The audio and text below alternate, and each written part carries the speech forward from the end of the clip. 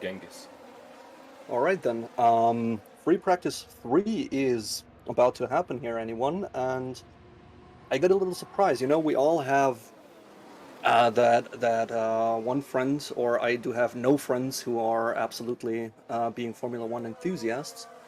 So I'm having my Genghis here, who is a friend. I'm just whenever I meet him, I just grab him full of Formula One stuff. So yeah, sure, Genghis, say hello. This is the chat. Hello, chat. So yeah, got him here just to help me as my dentist tooth kind of drama. I'm still drooling like an idiot here, so talking for longer periods is kind of hard. We are currently about 8.5 minutes away from the start of this free practice session. So, as always, let's just tell me what made you smile this week. What was something remarkable happening to you this week? Bring us some positivity into chat, and of course, tell us who your person is. You're always annoying with Formula One trivia whenever they're absolutely not asking you for it.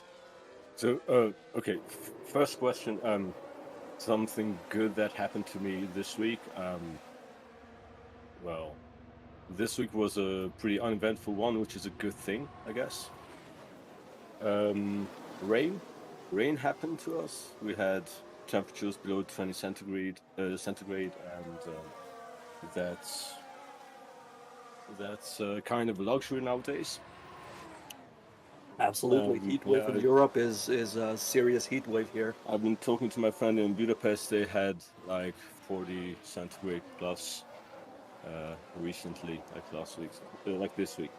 So Yeah, that yeah, is hot. I mean, we have seen yesterday the track temperature in France rising to almost 60 degrees centigrade. So that was no fun for the soft compound tires. They were basically gone within one lap of the race, or one lap out on track or something. We've seen Verstappen giving them a try and just kind of not doing too well with them, actually putting in a pretty bad track time there. So makes you wonder whether tracks will need to be updated or refurbished in the near future for huge costs which they probably didn't plan for when they were building them. yeah, well, they actually are resurfaced. I mean, the Paul Ricard France, which we are at now, has been completely resurfaced for I think $18 million or something in 2018.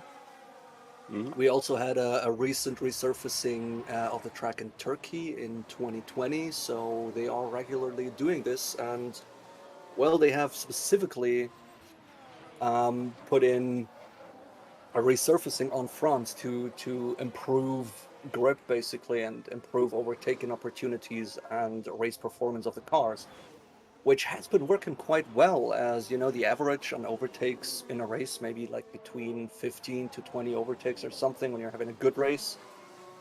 France has seen 73 overtakes throughout the last two races we had there, so that resurfacing definitely did its job.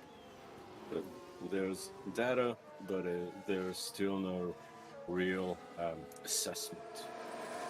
Yeah, probably. Well, with the 2018 resurfacing, they should know about the track. The thing is, this heat wave is serious. Like, we didn't have, or I don't remember whenever we had such high track temperatures, but I'm sure someone in chat will know when we had a track on more than 60 degrees Celsius or about 140 Fahrenheit. Yeah. You don't imperial measure. Not like by heart. I would have to Google it. And Yeah, well, if we're just if I'm being honest, I just know about what temperatures they were because the data channel of Formula One gives me the imperial and the metric units. So I just remember from yesterday. I mean, millimeters, inches, and stuff. That's absolutely doable by head. It's just about a factor of 2.5. But this whole Fahrenheit thing, I have no idea. I feel like that's such a weird and pointless way of measuring things. Yes, it's just a matter of practice, right? If you use it all the time, then it's probably no effort for you. Yeah.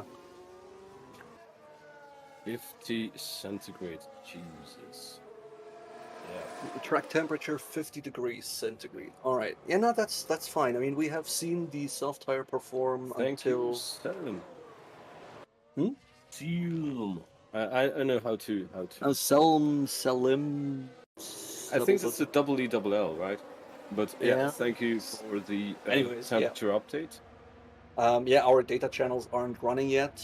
Well, There we go. looking up the devil date. Yeah. So, as Genghis is kind of new to this whole Formula One thing, I will just quickly explain again what information he is able to see where. So, Thank you. you got the data channel here, which basically shows you what driver where the shortage is. I told you enough about the different drivers, so you should be able to guess the names.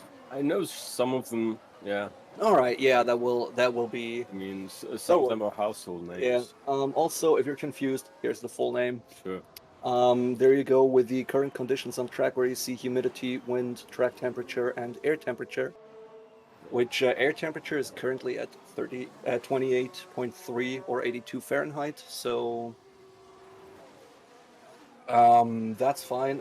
Here you see just the whole track basically as a length. So you can guess who is where, what the distances are, and with the curves, it's kind of accumulating to the time. So every part of the track in length takes about the same time to drive. So you can guess about how many seconds they are apart, roughly. You would also see it here in the gap in detail. Here you can see who is in the pit, who is on the track, Yep. and this is going to be the sector timings. You will see when it happens, it's quite obvious. Mhm. Also, you have the track map here, Yep. where you basically just see the whole track, every corner neatly numbered. And again, the drivers, their times, Pretty self-explanatory. Yeah. exactly. And of course, the other screen where we I know. have the live thing that everybody who would be watching on TV next to us can see. So, Pirelli, astonishingly, bringing their middle compounds with a C2, C3, and C4 rubber to the track, which doesn't really make sense to me. I would have rather gone for the hardest compound of tires, as the track temperature is scorching at 50 degrees Celsius or 123 Fahrenheit at the moment. So yeah, we have seen yesterday that about 55 degrees track temperature is the turnover where the soft compounds just get completely useless. Ooh, we got 69 likes. Nice. Nice. And we are about 45 seconds from the green flag. Yeah, right. With all my impressive site knowledge, I shouldn't confess that in front of chat, but that's the last screen we have here, where we just have the live feeds with some pictures of what's happening on track, with things we might not be able to see in the live thing, but mostly you see some signs of it. Okay. If you did it once or twice, you will see signs of it in the data screens we're having. So yeah, I don't know. I feel obliged to tell you to subscribe to the channel and like the stream. On the other hand, we have 69 likes now, so maybe don't like the stream. Unless you want to hit 420. Yeah, all right. Let's Which is- go for 420 likes. That Yeah. that sounds absolutely doable. Yeah. So yeah, once again, just as an update, if you have missed it yesterday, Carlos Sainz has been taking some new control electronics into his car, which is his third set of the season already, and therefore giving him a 10-place grid penalty after qualifying later today. So there we go. We are green, and we can see Perez is going out first onto the track. Spacey SA, we got 70 likes now. Well, you started it, so you better take care of us reaching that 420 likes. So it seems like our map here is kind of frozen as we can't see the people out on track. But it is currently Paris being quite ahead on a medium tire, followed by Magnussen and Stroll on a soft and a hard compound. Yes, we have a map has updated. There we go. I was just about to bring a joke about us having a visual on cars actually moving, in spite of our minimap not showing. But yeah, joke's dead on arrival. Yeah, so just for you again to quickly get you through it. A purple sector always means it is the fastest time being driven overall from all the laps we will see in this hour. A green one means it is the personal best lap of the driver who is displaying it, and a yellow would be worse than his best time. Yeah. Well, so far in the race, right? That's why everything's greens. Exactly. Yeah. So far, it's just everybody is on their first out lap. Tires are getting heat in. You also see the first two sectors are missing. The first two mini sectors are missing because the mini sectors are basically starting here at the line. About 100, 200 meters in is the first mini, then the second, then the third, and so on. So with time, you get a feel for which mini sector is where. So you can basically see if they are fast into corners or rather fast on straights, stuff like that. That's what this data sheet is primarily used for. Yeah.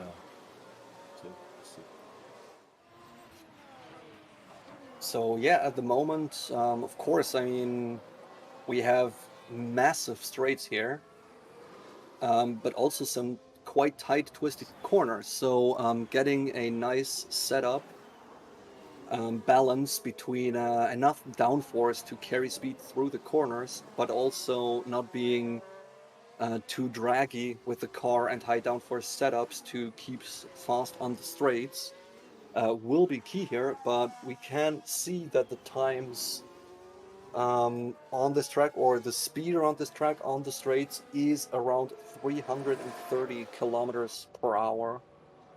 So I guess teams are rather opting for high speeds than good cornering at the moment.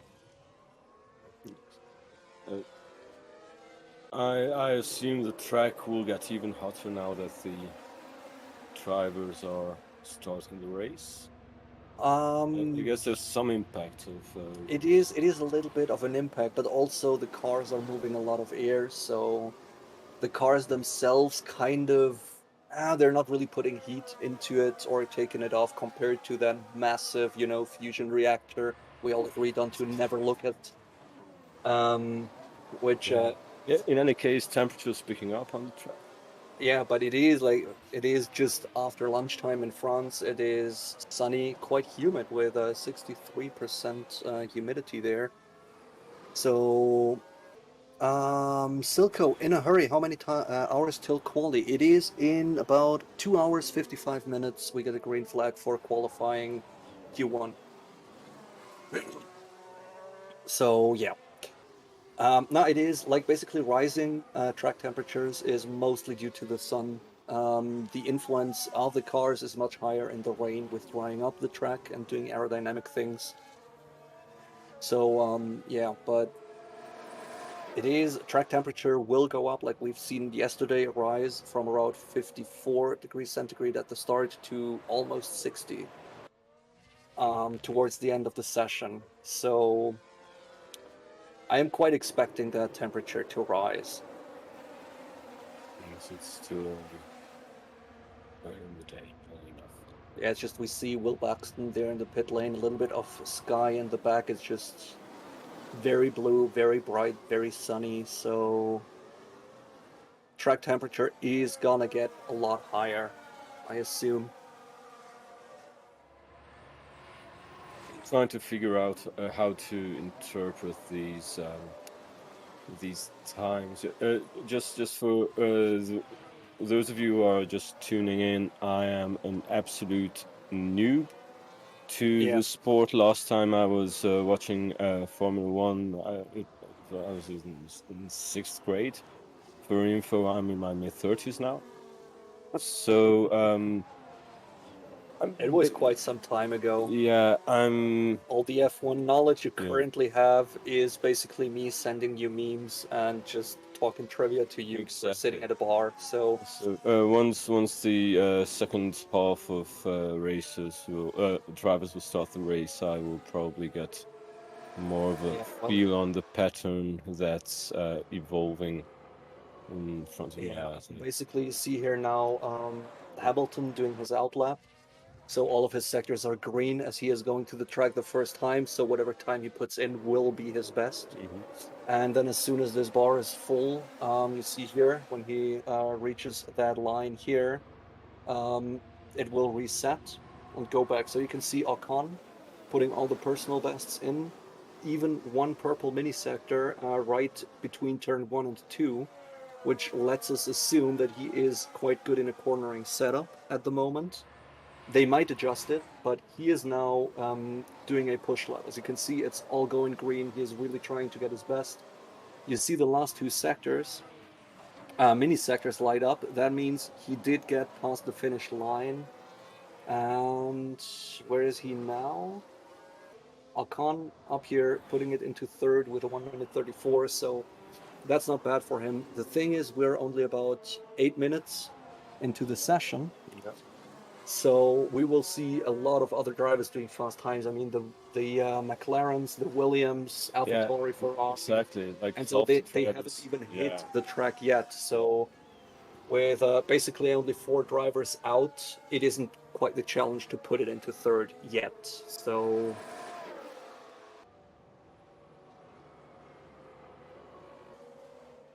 yeah, basically we just get live footage of Latifi, the goat, getting into the car. By the way, the goat, that's kind of a Formula One meme going on. So for all time, You know. that's not just Yeah. Formula One. That's Oh, kind of okay. ubiquitous. Okay. Yeah, I don't know. I don't It's okay. follow other sports than Formula One, so That's okay. I'm here to talk about anything non-Formula One related, which is supremely useless in this situation. yeah, that So, what about the goat getting in the car? means he is getting out. Sometimes you see if after about 15 to 20 minutes, a team still has the pit and no time put in, it is usually quite the good indicator of them just having a problem with the car Yeah. or just, being very high-nosed, as we say in German, to just be like, I don't need this practice anymore. But you don't see this, So basically. showing some hubris there. Exactly. Possibly showing some hubris.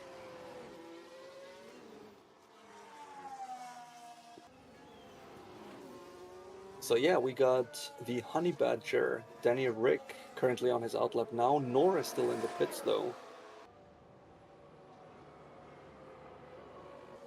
So yeah, you can see the both the Aston Martins now with Stroll and Vettel basically just going for some pacing laps. I mean, they're both back into the pits, but they made one full lap in there. Not enough to put in a time, but it seems like they have been driving quite consistently. As you can see, they're just within their timing sheet pretty much. I mean, the difference between green and yellow here, it might just be 100th of a second or something. So Yeah, I can see. yeah. Ooh, Tiago got a good question. Come on, you Attila. Genius, you can answer that. Thoughts on the porpoising regulations? What's a porpoising regulation? Yeah, I kind of imagine something like that. I have been talking to you about this aerodynamic bouncing of the car, where basically the downforce leads to the car being sucked down to the ground, which makes the airflow stall. That's Then you have no more downforce generated. The suspension makes the car bounce back up, which reinstates the airflow, which sucks the car back down, and it kind of looks like yeah, the whoever's Dr. driving the Dre car effect. is at, yeah, exactly, Dr. Dre effect, or whoever is driving the car is at a heavy metal concert or something. So apparently there have been issues with that, with different drivers complaining about headaches, bad visions while that bouncing happened, lots of things like that. And the FIA now stepped in with regulatory measures, which are all over the place at the moment. But basically, it seems to be that they will just install a sensor that measures basically vertical acceleration, Yeah, getting an average. So it's just a certain amount of bouncing or vertical acceleration you're not allowed to surpass. but how is this effect mitigated? Like if you stop accelerating, will the porpoising end, or do you have to actually decelerate, or what? You have to actually decrease your speed. So you do have to decelerate Yeah, to, yeah. while decelerating, the bouncing might stop or be worse as the balance of the car shifts. Like if you brake, basically the balance of the car goes forwards, more load is on the front tires, which raises the rear of the car slight. So the aerodynamics of the car will change under braking. But generally, it is, you can say that with, well, not really with the speed of the car, as of course the wind heading your direction or blowing from the back or the side will have an impact on that as well. But you can say about, let's say, 300 kilometers an hour with a car or 280 kilometers an hour with a car, the effect starts. So whatever you do above that will be a problem. Whatever you do below that won't affect the porpoising at all. Okay, well, it's I'm not an expert, right? For for the information of our listeners out there, I'm a computer engineer, so I'm not in any way qualified to speak about aerodynamics or engines or anything That's like okay. that. But That's what you have me here for. it's generally the question is if something needs to be regulated, if the engineers, if the teams think that porpoising isn't as bad as the drivers say, and that they can still, drive the car. It wouldn't damage the car bad enough so that they would be financially incentivized to observe regulations or limit their drivers' performance just to avoid porpoising. Then the question is if they should be allowed to override their drivers' complaints. Yeah, How important it is to yeah. The thing is, the drivers have been complaining enough that the FIA, as a regulating body, see fit to step in and do something about yeah. it. If they just basically shot their own leg with that, as they need to decrease performance of the car to get a hang of the porpoising problem, that will be shown. But the current state is that the FIA has to step in. I mean, basically, the cars could be built much faster in theory, but you have this Formula One, so you have the regulations, and they are on some points they are very over-regulated. But this is the part I personally find the most fascinating about the sport, how the engineers are just there like, oh, you are telling me the sensor measures my fuel flow, so my fuel flow can't be this when the sensor measures it. So I'm going to take a sensor that measures your sensor measuring my fuel flow, and I pump in more fuel when your sensor isn't measuring. It's technically not illegal, you know. Yes. So this is the really fascinating part about the sport for me. So yeah, basically that's the same now with the porpoising regulations as on how you can solve it or not solve it.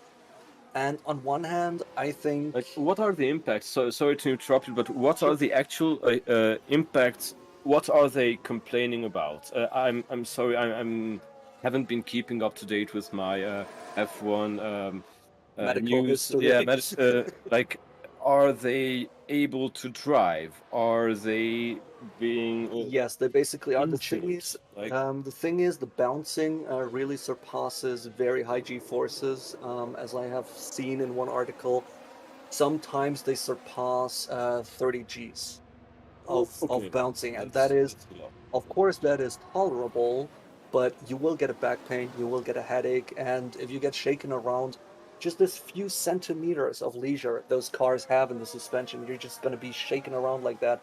A lot of Your things. Yeah. your vision starts blurring up, and you might miss braking points or whatever. And now the problem is, of course, I as a driver sit in the car and be like, "Hey, my fellow engineers out there, the porpoising is bad. I can't see my braking point." And the engineers there, like, we could raise the car, but you will lose downforce, you will lose performance, you will be Yeah. slower by, I don't know, half a second per lap. We can't have this for the race, so you will drive like this anyway. We're paying you millions of dollars per season. You're gonna get out there, you're gonna drive the car, it's your job. So, and because of this balance, basically, Mercedes was having it very bad. As when they were porpoising, they could keep up with the front of the field. Mm-hmm. Mm-hmm. If they didn't, they were instantly like falling back into ninth, 10th, 11th place, sometimes A lot out of of the points on pure performance. So they're like, you know what, Hamilton, you might be in your mid 30s, but we don't give a fuck. We need those points. We need the performance. So you go out there, you drive fast. It's what you are here for. We build a fast car. It's what we are here for. So this is why the FIA basically had to step in. Yeah, that is not regulatory overstepping.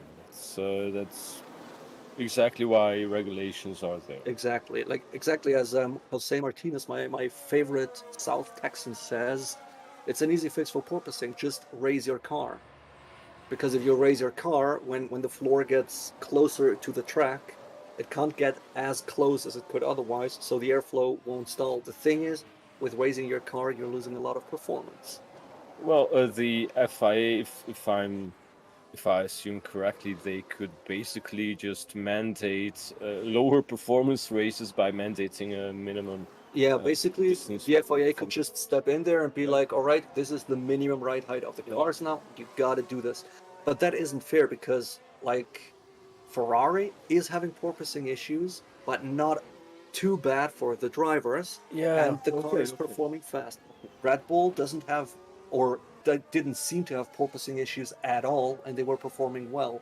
So if I, as the FIA, step in and be Yeah. like, all right, we have 10 teams here, you 10 teams, we're going to ruin all of your performances for someone who did a great job in constructing this 2022 car. It's already a complex issue because on one hand you do have the drivers who might suffer injury. I mean, it can't be good for your health if you actually do Exactly, and experience there's such severe a property. lot of talk about long-term health issues that might Exactly. occur and so on. And Yes. on the other hand, you basically have a significant, a critical mass of teams that seem to not have fixed this apparently fixable engineering issue, which Exactly. other teams have fixed or Yes. mitigated well enough. So then it's also a question about is Formula One, yes, now tolerant of Yeah, so with engineering I think experiments? with Yeah. the solution they seem to be working towards now. We will know more in either Hungary next weekend or Spa after the summer break. We will know more, but basically with them just giving the measures of, all right, we are going to measure your vertical acceleration. If it surpasses this point, your car isn't deemed to be safe to drive. This is exactly what they're doing. So Red Bull, who doesn't have issues with porpoising, they don't need to care about that because they got the issue resolved. Mercedes, meanwhile, seems to have the issue resolved themselves, so they don't really need to care. But if we go a few weeks back when they were bouncing around like a kangaroo on crack cocaine or something, then it would have been a problem, and Mercedes would have been forced to get their car safe to drive, while, um, yeah, basically, um, Red Bull would not. So it seems that they are going into a. Yes, Ben Scott says here, I disagree with the rule changes. This F1 should be resolved by innovative engineering, not rules. Yes, that's basically the point. You're watching F1. You expect teams that are able to solve the issues at hand, and even if I mean, you said who was it? Mercedes with the most issues. So Yeah, Mercedes had terrible like issues with like that if this season. Mercedes seems to be unable to do so, then maybe they don't belong in Formula One. I don't know how many Mercedes fans I'm upsetting right now. Everyone, and Ev- that's about 50% of the community. So so just to answer your first question, I guess I gotta might send you have home been now because might have been you too opened opposite a at can me. of worms we I don't want to am go open here. I support last time I watched Formula One, I supported Mika Häkkinen. Yeah, okay, Back then, yeah, McLaren Mercedes was the one yeah. Now we have team. McLaren So and Mercedes, and well, we don't have Biggles here. Biggles is quite good on the history, but okay, Mercedes has it was very weird. Like also with the BMW Sauber, who is now Alfa Romeo, and it is confusing with the teams, at least nowadays. And for quite a few seasons back, McLaren and Mercedes are not the same team anymore. yeah, like I So, yeah. all right, there we go. I didn't see any technical issues, so I just kind of brushed past this. But I did see you in chat that Mick was still in the pits. I just had no information on it, so I thought let's get in-depth dive on this porpoising. But Mick Schumacher is actually on his outlap right now. So we will see something of him, or we will see him dive right back into the pits. Maybe time will tell, as he is going. Oh yeah, no. He's going blue flag slow. No, he's glitching around on the map from turn 8 back into turn 5. Okay. But no, he's doing fine. It seems. Yeah. That's just bad journalism of me here. But my tablet doesn't have any batteries. If it would have batteries, we could now just jump into his driver head cam and watch how he specifically is doing. But I didn't charge it. Why don't you plug it in? Um, because it will take about well, several minutes to start. Okay, we're experiencing limited technical difficulties. So As we always do, as we always do. Spin notification. All right. Who spun? And how dramatic is it? I mean, this picture in our feed, that looks dramatic as fuck. That well, yeah. Okay, you don't want me to give design criticism. That's Yeah, no, just it looks very dramatic about this spin of Ferrari, but oh look, I quite like this. They got a foot fetish cam in Lando Norris's car where you just can see his feet moving the pedals, braking and accelerating, and it's just I think this is such a great idea to have this to see how the footwork of a Formula One driver is, but mostly it's just implemented terrible because you just have the full screen just of his feet and you have no idea what the car is doing. You just see his feet like tipping around the pedals. Like how it is now with a little window where you can see the feed how it's working with like him going around the track. That is a very nice addition. I quite like this. yeah. But I think it's hilarious that it just always starts with you're watching Formula One, you know, you see the car going around, everything, it's interesting, spectacular, Norris, personal best, sector one, all right, and then you just see feet. And you're there like, where is he? What's happening? Is he fast now? Is he slow now? What's happening? Well, the more I'm foot just you see, the faster he should be. Probably, yeah. The more you see of his Yeah, yeah. right So foot, basically left one in the picture, the faster he goes. And yeah, no, Mick is not having any issues as he seems to be out on his fast lap now. Quite well, actually, with some purple mini sectors in there towards the end of sector 1 and the middle of sector 2, which are turn 7 and the chicanes. So it seems like his car is currently opted for a rather high downforce thing, a rather high downforce setup to increase those cornering speeds. Should be able to see this as he's going through turn 12, 13, 14, 15 onto the straight. Should be quite good times, but not too good out on the track themselves. So I guess we would put him in about P10 with it, 16. Damn. Okay. No, that's not as good as I thought. So definitely a track for higher speeds. Ooh, there we go. More information on the spin. It was a spin of Leclerc. Yeah, well, that will really mess with his hard tires, as on one hand, it's from an engineering perspective. I love this track. As you can see, there's no like gravel or grass around it as other tracks have, but they have these blue and red stripes. They are like high grip stripes, really like grab into your tires and rip them basically apart to give you very high grip and avoid accidents. Which, on one hand, I think from an engineering standpoint, that is fascinating, as if you go off track, you won't be punished by gravel or grass. But as you can see, this blue lines, they just eat up your tires, and you need to go change them rather quickly. But on the other hand, it just makes every corner of the circuit look the exact same and makes it visually very boring to watch. And I mean, with most other tracks, this is something, I'm going to teach Let's you. lose some sparks there. Yeah. Yeah. I'm going to teach you to do that with over time, you can see a track, how the driver is attacking the corner, and you know exactly where he is. Okay. But I can't do this in France. Like, I see a replay of Latifi, no idea. He might be in sector 1, might be sector 3. Maybe that's the start finishing straight. So he came out of a corner onto a straight, so it might be out of the chicane on the main straight. Might also have been turn 7 or turn 15. I have no idea. It's just the track is soulless, which makes it very much unliked. But we have been brushing over some questions I have seen in chat, so I have answered it a lot of who I am supporting here. So, Genghis, your turn.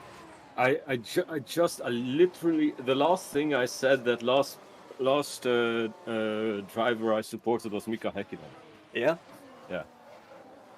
that was the last Yeah, one yeah, you supported. back Which when one are you supporting I now? I mean, man I sent you Formula One memes, or is there yeah, a team you support? Like when it's you look at the sheets, like, oh yeah, Red Bull is looking cool, or I like the red Ferrari, uh or I don't know, I think it's the orange of McLaren is cool. I support them now. Anything? no look the thing is, I don't know the current meta of the drama surrounding the teams, and actually who's good, who's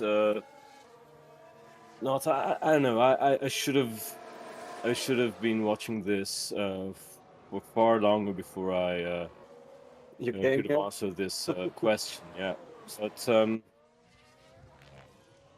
yeah, obviously, Verstappen is the leader, Yeah, he's doing quite well. so yeah, good for him, I guess.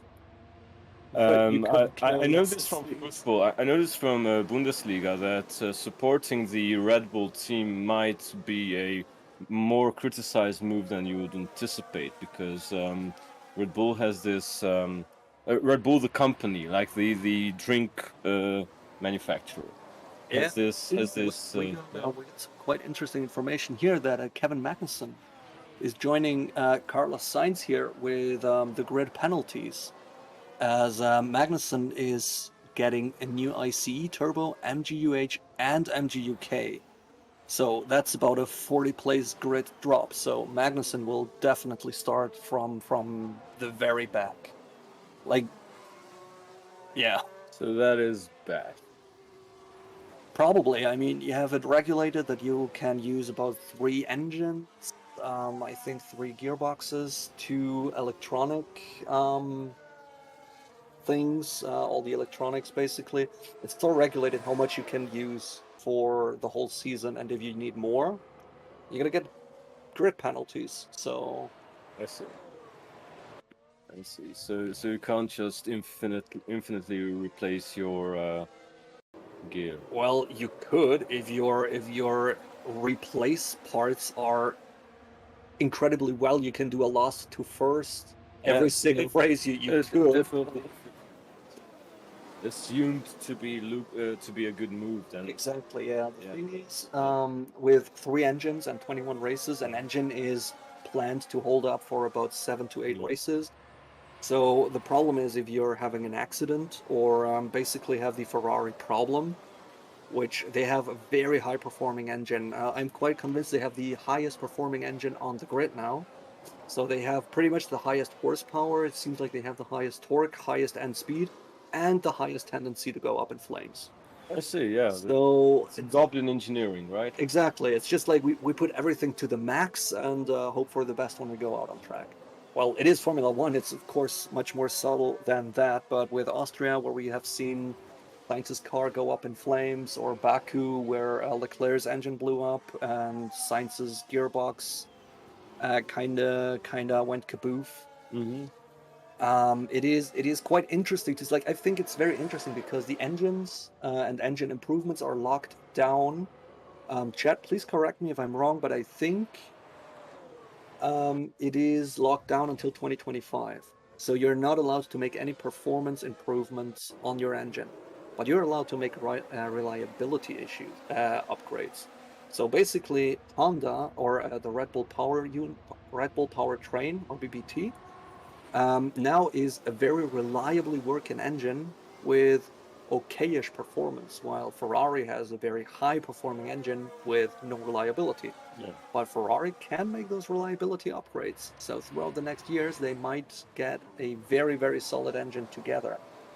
I see. So it's basically an early release, and people, the drivers are beta testing their cars Yeah, permanently. basically, Like Red Bull is beta testing. With the amount of failures in Ferrari, they are definitely still early alpha.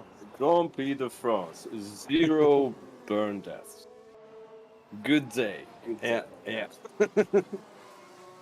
Also, Ferrari is having many issues with well their strategy teams. Sometimes they're making calls like, I play some Formula One simulator on the PS5. Sometimes I'm just there with the strategy calls like, what the fuck? You're just throwing away a save 1-2 win.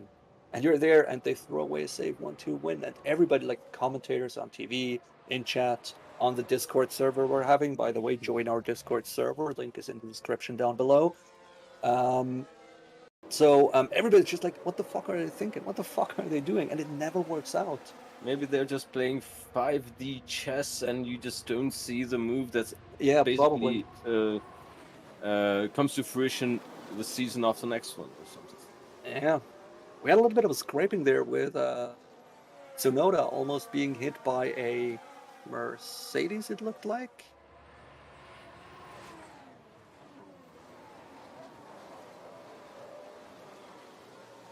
Well, Are you asking me? Because I paid even less attention than you. I'm quite paying attention. It's just like you see, that's what I told you before the session. After we were in for about 20 minutes, the sheet just turns yellow as everybody's doing high fuel runs, testing tires, looking at degradation. The temperature of the track hasn't been rising as much as I thought it would, but the humidity is going down. So It's 53.5. yeah, that's actually 1 degree less than when we started. We started at 51.5. That's two more. Ah, yeah, no. Yesterday we ended on 55. That's yesterday. yeah, yeah, Okay, yeah. okay. Okay. Oh, it is more, but I expected it to rise a lot more, actually. But yeah, well, there's also not a lot of drivers out on track we could do any commenting on. I mean, even the TV is just showing shots of the crowd. Yeah, But yeah, just but just that can't be good for the tires. as long as he's not braking, it's okay-ish. One thing about that kind of worm with being a supporter of Red Bull or being a supporter of Mercedes or anything, there is an incredible amount of toxic people out there who is like, oh yeah, you're supporting Mercedes, so you must be like, less than human or something. You must definitely have an IQ that correlates to your shoe size or whatever. Those But people are ubiquitous. So exactly, but the great thing, the absolute G's we have in this chat, and just for me to mention it again on our Discord server, link is in the description. We don't really have those people around. Like I have seen so many incredibly toxic Formula One communities where it's just been like Verstappen versus Hamilton, Mercedes versus Red Bull, everybody hating on each other, and just being like, oh yeah, no, you don't appreciate the sport if you're a Mercedes fan because I don't know what the fuck so ever, and being like, They're ultras. yeah, and we just don't have this in our community, which is just great. We see some hate comments somewhere, but you get them everywhere. It's Yeah. second to none, basically. You know what? Let's just say that I will start making up my mind now about who am I going to support going forward, because I think if I were to make a call right now, whoever it would be, it would be so like it would basically just because he's a Finn. Come on, man. No, Let's come on. I gotta push you to like Bottas, not just because he's a Finn, but also because he's a driver for a Swiss team, coming from Mercedes. He is isn't picking that up. the Alfa Romeo logo? Yeah, there's Isn't that an the factory is in Hinwil. That's like 20 minutes from here.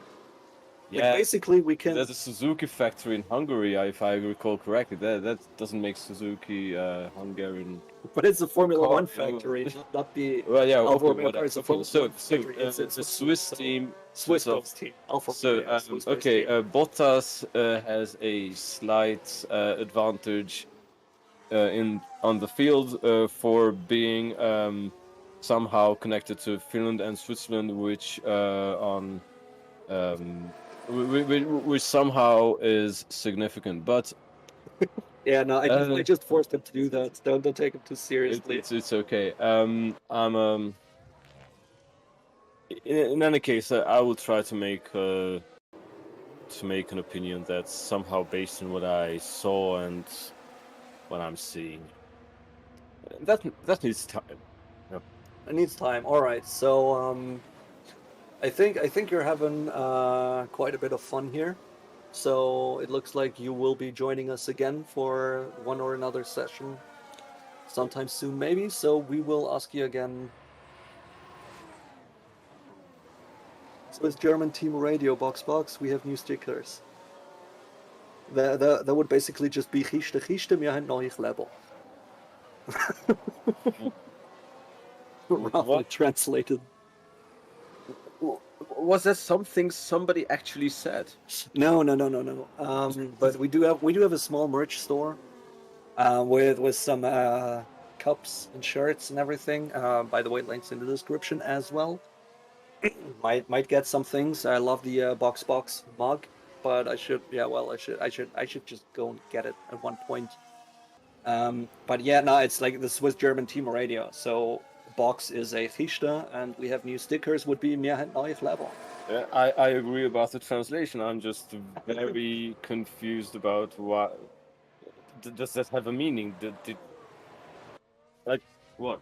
Yeah. But As I said, I do not get this. Tutuko. Nene. Yeah, that was German. Like it was Swiss German. The cute version of German. What? The cute version of German. You know that whereas everything has this li in the end, like Würstli or Brötli, which is very cute. You Well, think Swiss German sounds cute to compared to the other German variants we have, I mean, Austrian German just sounds kind of like a disease, and the German just kind of, Okay. Yeah. Let's just change the subject. Okay. All right. So I I don't in know. no Let's way concur with let's the talk about cuteness scale. sharks. Did you know that sharks have like 3 rows of teeth? Yeah, are they also regulated by the FIA?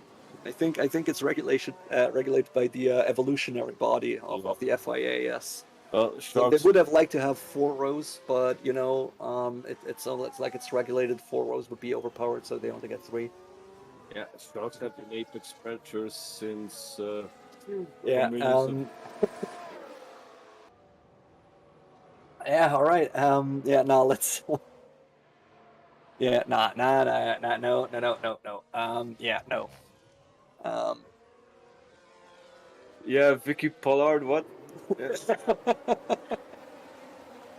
So, we're seeing lots of yellow on this Yeah, it's still board, which it it is the last probably means that 20 minutes. Yeah, everybody's on their high fuel loads. It doesn't. speedrunners have already been. Well, Yeah, it doesn't really look like too spectacular. I mean, the Honey Badger, Danny Rick being in P20 is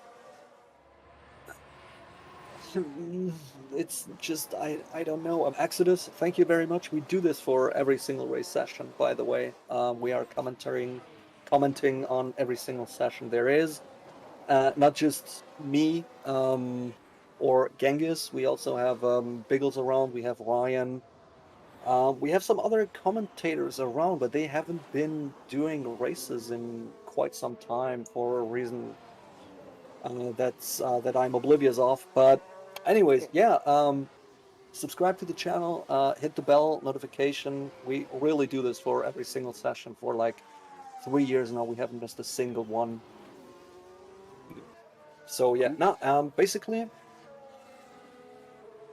yeah. I don't know. I'm having a look at the feed generally. Didn't see anything about any McLaren issues. So it's just I don't know. Not feeling the track, being sick. Maybe I don't know. Maybe he has maybe his dog stepped on a bee. Um, we don't know. It's just down there in P20 and sitting in the pits. So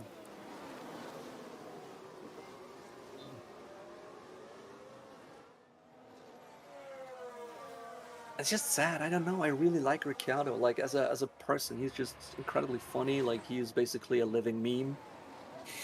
I think I sent you the video on one hand where like a journalist asked him like if that is real sweat, and he just went in front of the camera like, yeah, I'm a high performance athlete and athletes sweat, and then just did some ad libs like and his media advisor was just standing behind like looking very shocked and just be like, oh god, that I gotta find a way out of this. So I really like him just for his media presence alone. hmm Ricciardo, where is he on the board? Oh yeah, Ricciardo, yeah. right down here, dead But do you last. do you say Ricciardo or Ricciardo? Because Ricciardo. Ricciardo. It seems like an Italian last name, but he's Australian, so we are allowed to butcher it oh, however we want. Just call him the Honey Badger or Danny Rick. right. For those of you who are wondering in these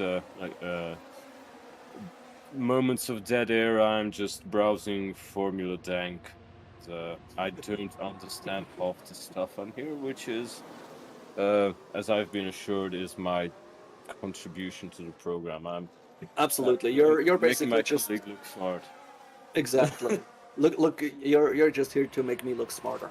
Exactly. That's mission accomplished. You wish Daniel never left Renault, Jeremy. I don't know. I kind of wished he would have been more like of this mentor figure to Verstappen. I kind of wish he never left Red Bull, as this was the last times I have really seen him perform. Hmm He didn't really do too well with Renault, and he is struggling so much with McLaren at the moment. So I just kind of feel sorry for him in a way. Like that was just. Okay. I mean, Candace, Red Bull was too toxic. It's a good point. I'm absolutely with you there. It is like my romanticized thinking of that. It might have all been going well, like kind of in a Disney movie or something, and all the Red Bull crew would just go out and sing with some deers and birds, and of course with Gary the Groundhog and Verstappen and Rick would make, some happy dances. Yeah. In the morning, his car will turn back into a pile of pumpkins. Yeah, or into a beautiful woman he can then marry and ride for 2 hours straight through a Grand Prix. Okay. Yeah, I mean, that was too vague to get our PG-13 any problems. Yeah, I was about to ask, what's this show's rating? Because, it- yeah, can I quote Always Sunny? Can I, yeah, this You basically can. I think like as long as more of a you're, copyright issue than a standards issue. yeah, probably like, yeah, no, it's really like Ricciardo was like with Red Bull, that was such a great team, and I think their switch over to the Honda power unit in 2019. Damn, I'm not sure. Was it 18, 19? No, it was 19. 2019, they changed over to Honda, which was when Ricciardo left the team to keep his Renault and went to Renault as a team. Anyways, I don't know. I just have this romanticized thought of Ricciardo kind of becoming a mentor to Verstappen, both driving in that car they had very much under control and really bringing the battle to Red Bull, which we just, I don't know. Yeah, it's I know for like factually looking at Red Bull being structured around Max Verstappen very, very strongly, it wouldn't have happened like this, but still, I can dream. It's the same thing as I just want to see Mick Schumacher getting a pole position alongside of Kevin Magnussen in the Haas teams to get the Steiner shift. It is what I want, it's what I dream of. But on the other hand, I'm absolutely aware that that's not going to happen anytime soon.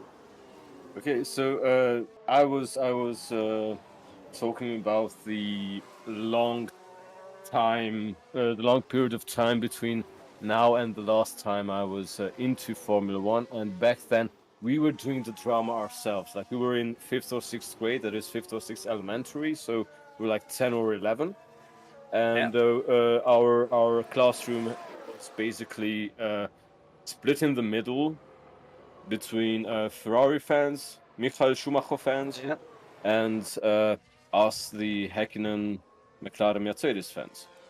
But that is because there was zero drama in Formula One back then, as far as I got, as far as I. you should Yes. stop talking Okay, I right should stop now. talking. So right now, you're saying this drama isn't new. This has Yeah. been something that.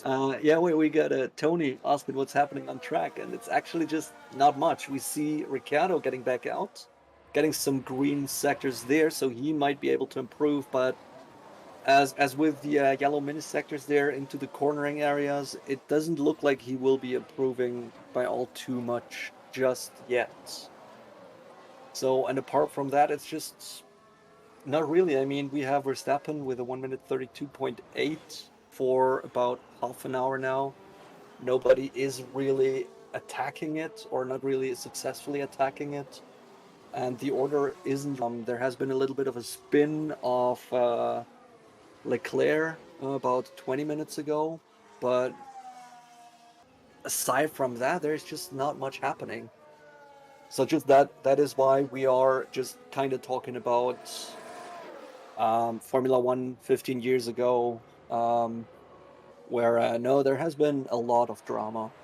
I gotta recommend you one or two podcasts which are about four season.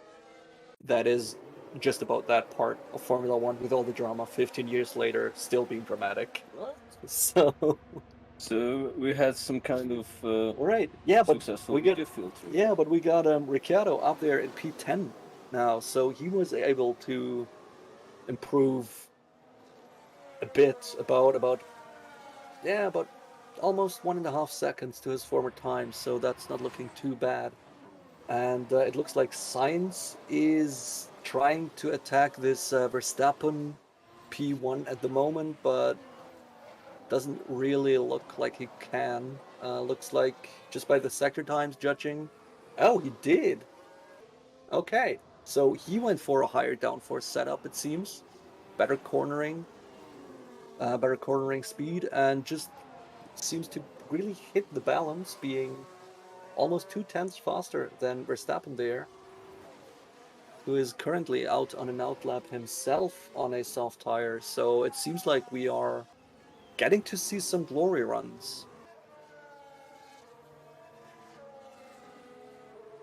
So I guess we're just gonna close that Formula One wasn't dramatic 15 years ago again, and not gonna talk about it again. Yeah, nah, it's fine. So yeah, Verstappen just finishing his sector 2 there, so we'll see his run very soon. Apart from that,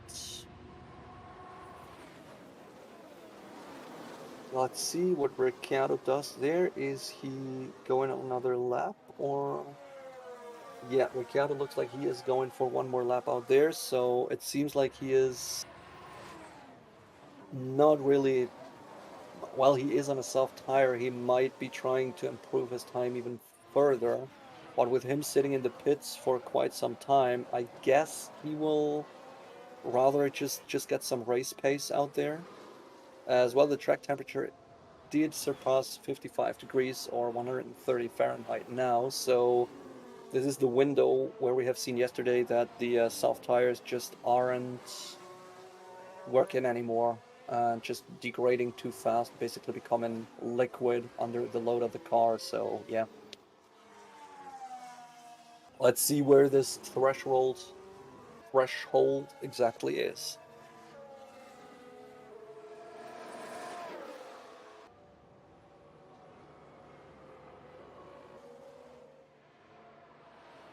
Nick wants someone to crash.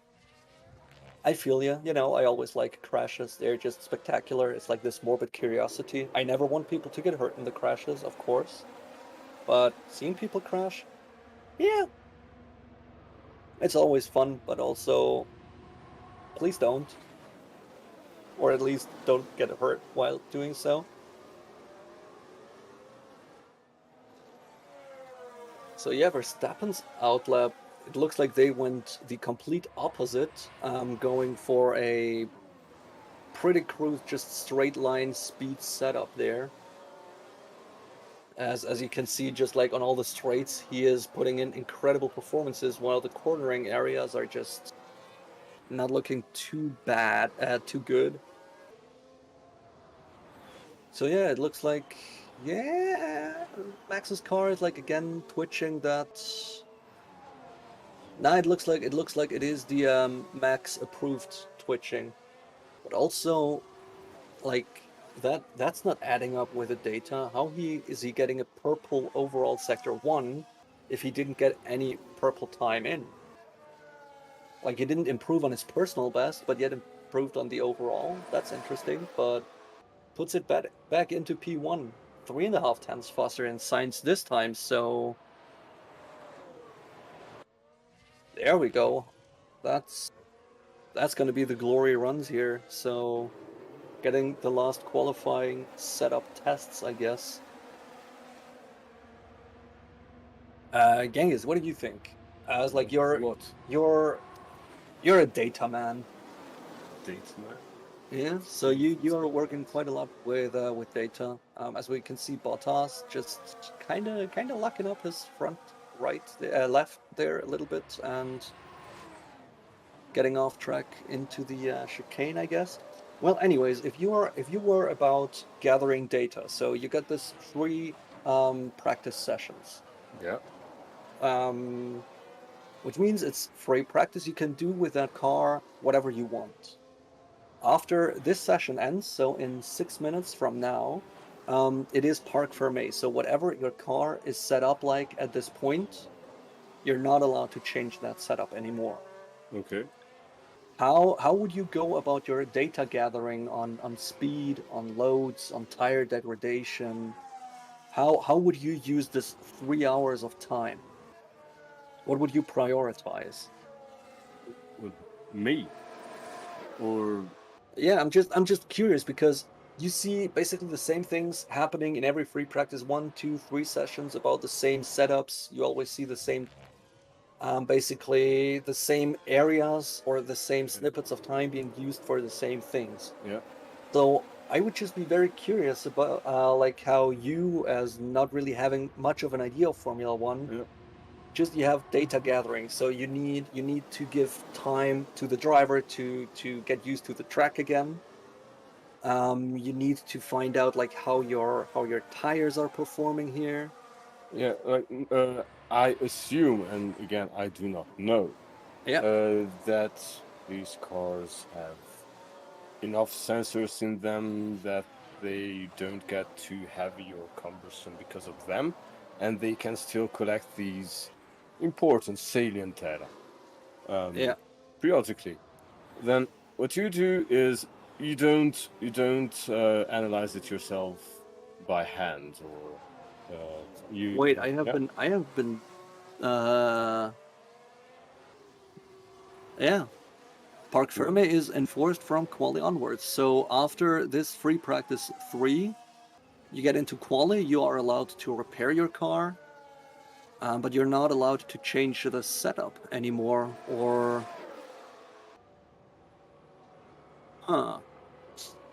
JD, is practice over? Not yet. And Verstappen wouldn't be on pole. He would just be the fastest in practice. But anyway, Angus, you were talking about no your. what okay again I'm asking is does this have anything to do with what we were discussing before?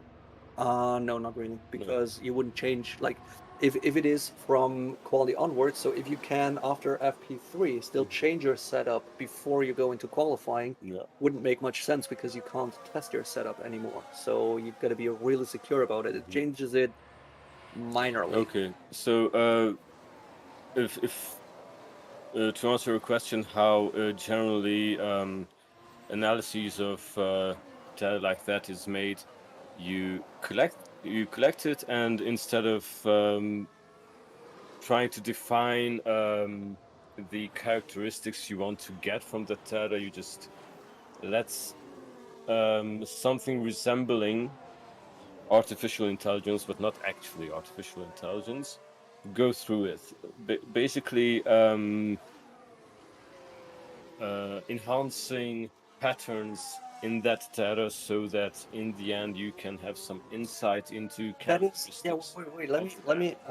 Aren't like you are a uh, computer man. Like you're the '90s hacker man meme, Um, basically becoming alive. Uh, So, isn't CrowdStrike like an AI-based supercomputer company? I do not know by heart, sorry. Let me, Yeah, do you want to uh, Google it or yeah, I wanna Google that because I thought CrowdStrike is some IT machine learning is company. anything interesting happening?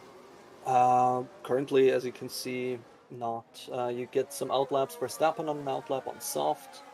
Same for Russell, who might be put in quite a good time. Apart from that, it's yeah, Guan Yu Zhou, given it another outlap on the softs. So is Mick Schumacher. So we might see some more attempts on just getting that last little edge into qualifying, but the session will go draw to a close in about 1.5 minutes. Hmm. So yeah.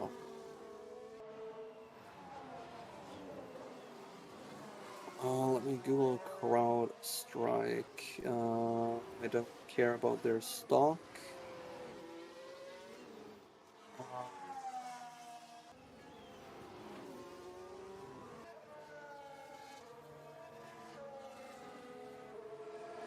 let's see. CrowdStrike cybersecurity. Yeah, it's just a cybersecurity thing that is. Right. Last minute. Yeah. Um, don't think we will see any spectacular things happen. I mean, let's see. Science is on track with a Ferrari, so we might just see an engine spontaneously blow up. But apart from that, we get a yellow flag in Sector 1. Actually, as I called it, was just someone. It was just Albon getting out of the way of Verstappen there. It seems like, and he went off track for this. But yeah, Verstappen seems to get a hang of his understeering issues here, as we can see in the beginning of the data line we get drawn up here. He is not doing too well in the corners compared to his earlier times. but as soon as he gets out onto the straight, it's just bang on purple mini sectors all around. So with this, it might end up with another fastest lap. As the session is now closed, we got a checkered flag. So as always, whoever is out on track, they might finish their laps, but Science seemingly is the first one to take the checkered flag, or did he just get through? Nope, Science was the first one to take the checkered flag, so we get the last entry there of Leclerc, who looks like he aborted his lap, staying in P3 then, unless Paris is going to do something about this, as he seems to be running a little bit more of a front downforce setup, as he is really making time good in the heavy braking zones. It looks like as Perez is now entering turn 10, where he didn't really get a lot of time made up on the straight, but did so in the braking area, losing time again throughout the straights. So that seems to be, well, a balancing act that might actually pay off, and he might actually improve on his personal times there. Let's see about that, as he is going through the last corner of the circuit. Again, as we can see, really making time up through the braking zones, but not able to improve overall. So keeping it 1 second off Verstappen's pace in the lead, behind Hamilton, who put it in a solid P4, but in front of Russell in P6, just about, and places 2 and 3, again, basically locked up by the Ferraris, which is quite a common occurrence. I don't like this. Just looks like any other thing kind of recently. It's getting into this stagnant meta before the summer break, where the timing tables just kind of look the same all the times. And JAD, yeah, no idea how to pronounce your name, but thank you very much for that contribution. We will absolutely put that to good use here on the channel. So yeah.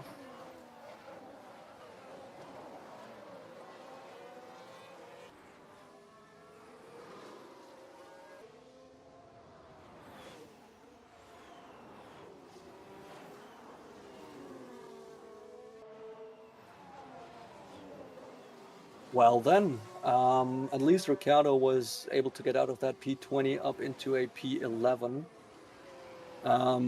And yeah, that's about it. That concludes our session. You know how I always just do the demoderation of those streams with asking you to do something nice for a random stranger out there, making the world a little bit of a better place. And remember, whatever made you laugh this week. So you can tell me later on the next race weekend. But I'm not going to say all of this. I'm also not going to remind you to like the stream, subscribe it, get us up to those 420 likes, which I don't know. We might have surpassed that already. Not sure about that, but anyways, I'm not gonna tell you all this. We just missed the 420, but we're on 400. Come on, guys, we can fill that up. If you haven't liked the stream yet, please do so. Yeah, as said, subscribe, as we're doing this for every session. Haven't missed a single one for 3 years now. So we're on 416, 421. Oh god damn. Okay, we just jumped up to 421. That's okay. Thank you very much for that. And yeah, no, I didn't tell you all this. I didn't demoderate the stream because I'm just going to absolutely unpreparedly throw that over to Genghis, who gets his final thoughts before we end the stream. Final thoughts. It was fun, thank you. It was fun doing this.